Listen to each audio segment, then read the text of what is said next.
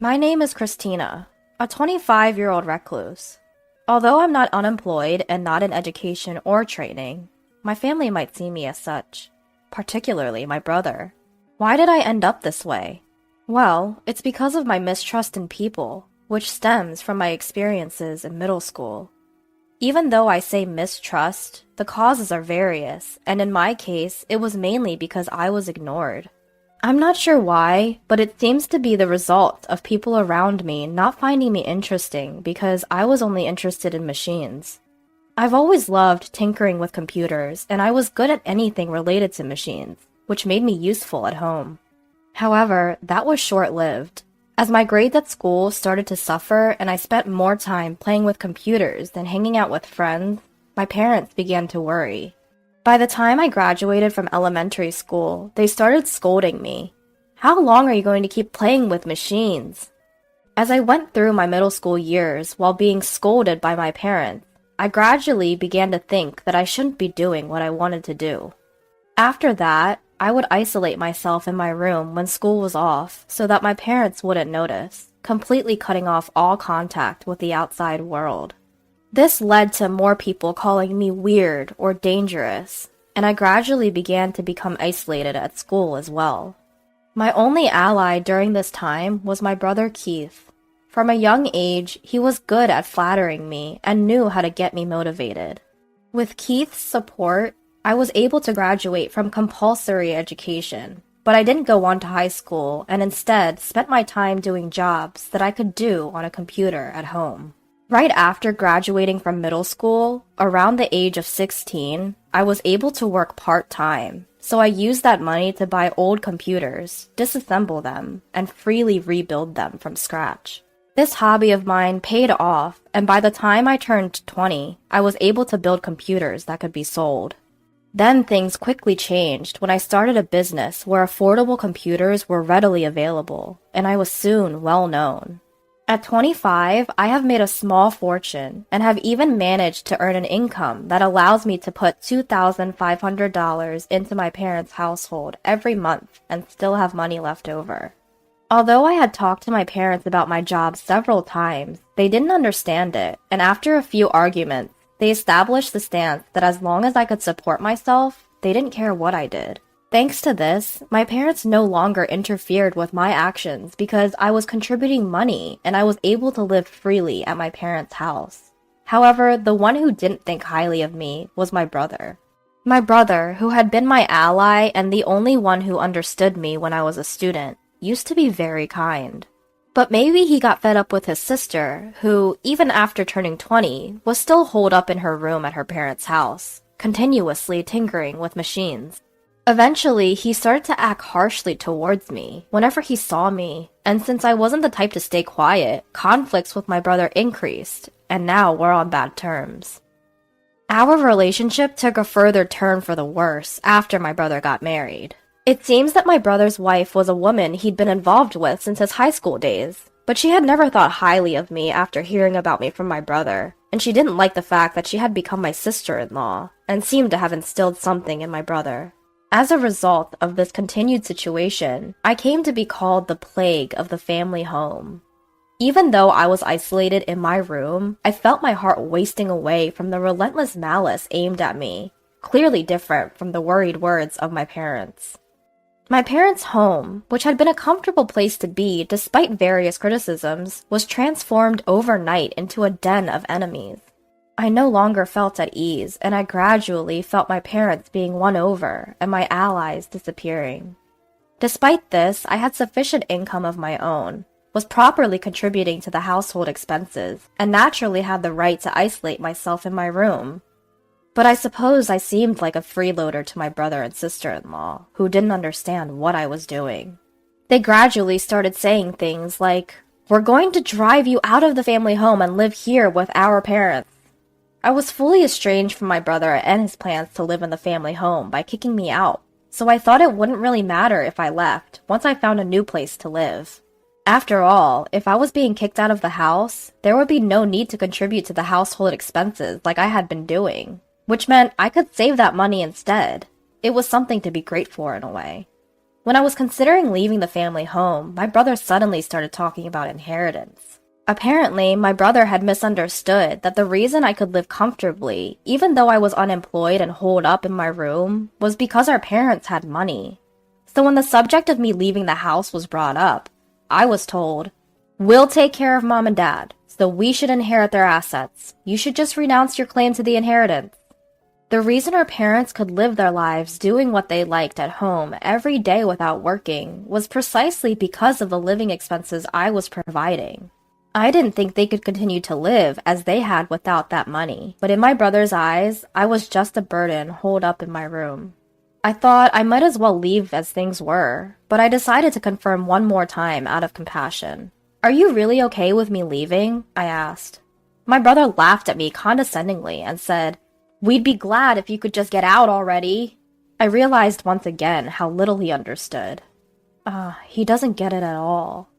And felt sorry for him and his wife, which further solidified my resolve to leave our family home. A few days after my brother's declaration that I should leave, I was still holed up in my room. During this time, the efforts of my brother and sister-in-law to get me out were relentless. They were persistently knocking on my door, instigated mom to stop providing meals for me, and even started saying things like, "Do your own laundry." However, these were all things I would have to do if I were to live alone.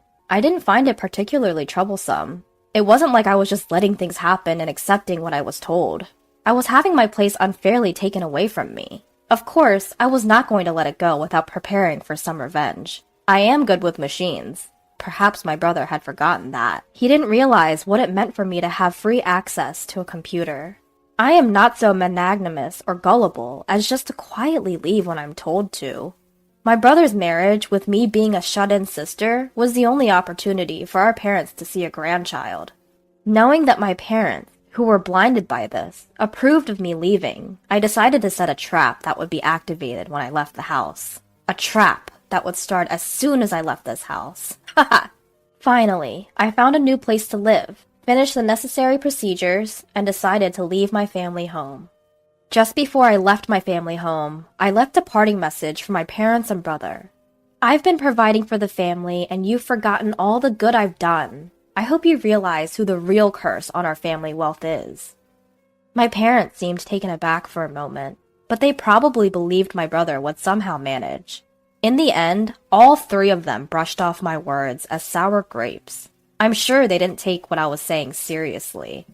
However, I thought it was best this way for now, so I decided to go ahead and leave the house. I brought over a considerable amount of equipment from my family home and bought additional items, as well as necessary furniture and appliances.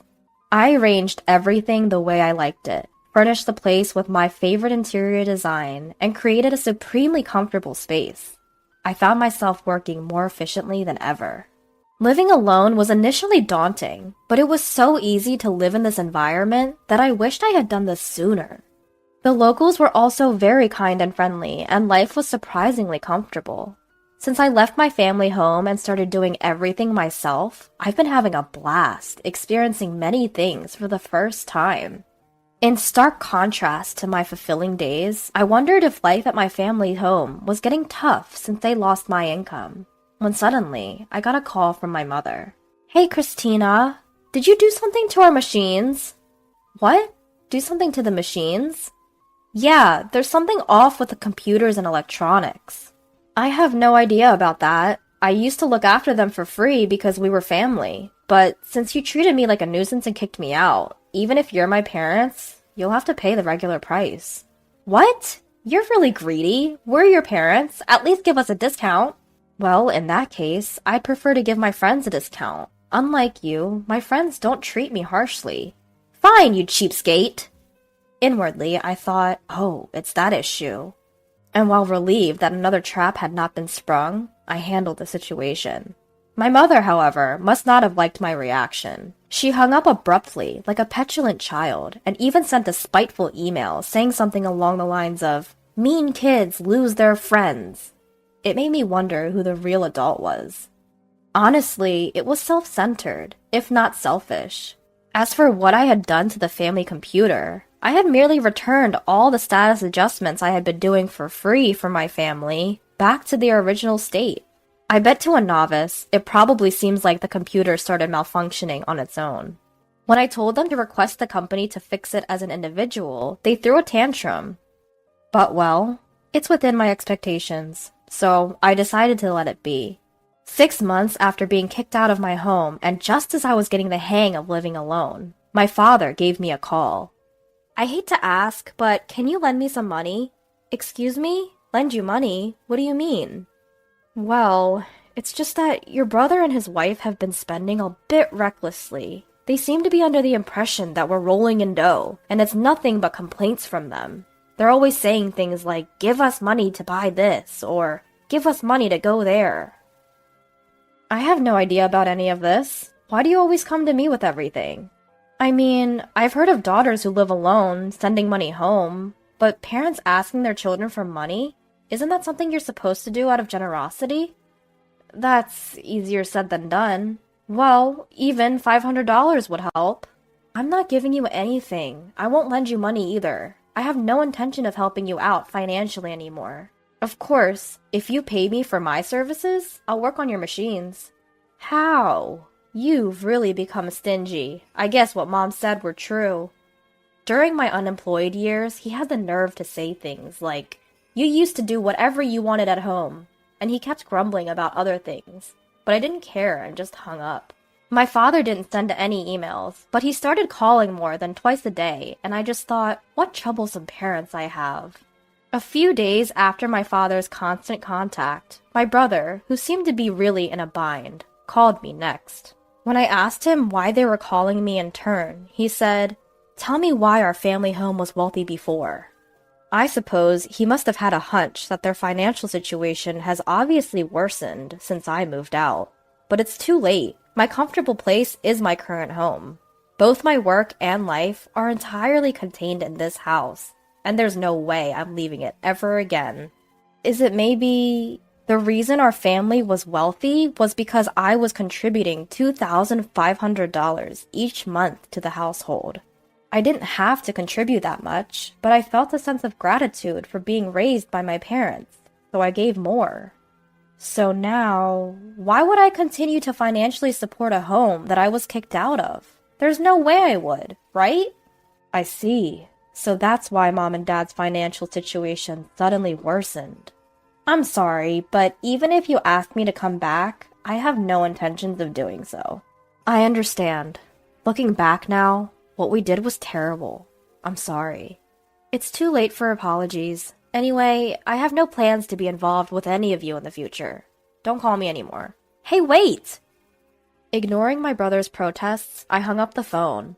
When I left home, I made up my mind never to get involved with them again. It's inconceivable to forgive them that easily. I decided to cancel my cell phone contract. I couldn't bear the situation of receiving calls on various matters anymore. 5 years have passed since I canceled my mobile contract and started living alone, and I got married. My partner works in the same field as me, and he understands my lifestyle. He's a man who helps with the housework in my stead. I thought about contacting my parents since they're technically my family, but it's too late. I haven't reported anything.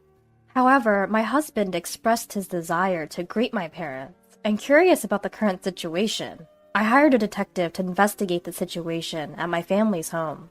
Then, a slew of deaths came to light. After I cut off contact, my parents were desperate to maintain their lifestyle and keep my brother and his wife tied to the family home, borrowing money from various lenders. But the money with no hope of repayment only accumulated interest, leaving them helpless. Currently, the debt I found from my parents alone exceeded $100,000. The house was used as collateral for the debts, and the place where my family home once stood is now a vacant lot. While I felt a bit sad because of my attachment to my family home, I concluded that they reaped what they sowed and decided to investigate my brother's current situation. My brother seemed to have suggested a divorce due to his wife's extravagant spending habits, but she didn't accept it at all.